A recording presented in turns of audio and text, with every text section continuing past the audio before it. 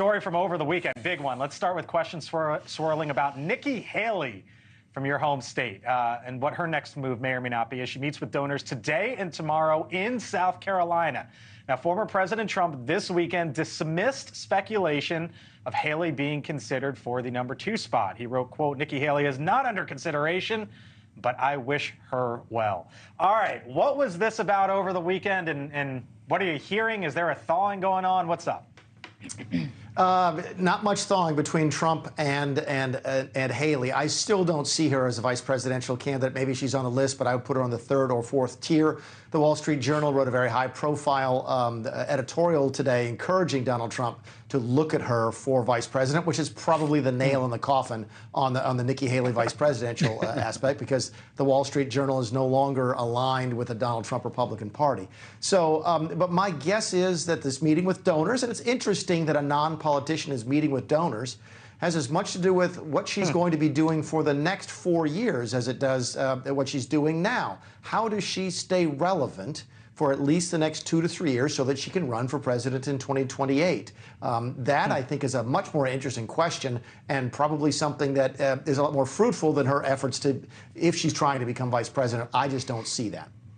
You just wrote about her, right? Yeah, I did. Yeah, that was my piece up earlier. Look, I mean, it was interesting because that reporting came out before the Axios report on Donald Trump reportedly thinking about choosing Nikki Haley. Look, I think there were definitely some red flags for Team Trump with the Indiana primary, with the Pennsylvania primary. With her polling like 20%. 20%, yeah, right. 16 to 20%. That being said, though, these are open primaries. We saw independents and Democrats also voting in those primaries, but still, Donald Trump is going to have to, appeal to those more moderate voters, and he hasn't really started to do that with this message. You are in her world. You are a Nikki Haley supporter. I wonder what you make of it. By the way, your piece was super good, and I thought it was great reporting. But I also think that we have to remember nothing to do with the VP point, but also the general election is open. So, I mean, a lot of those people would still vote for her no matter what. But anyway, that aside, the donor retreat was a thank you that was planned weeks ago. And I think it actually became a PR issue that did not mean to be a PR issue. It kind of leaked into the media. And I know that they did not want it to become a big news story. But I do think, I'm from Pennsylvania, a small town outside of Pennsylvania. She polled 20% in rural Pennsylvania, which are usually Trump voters. That's the concern, I think, that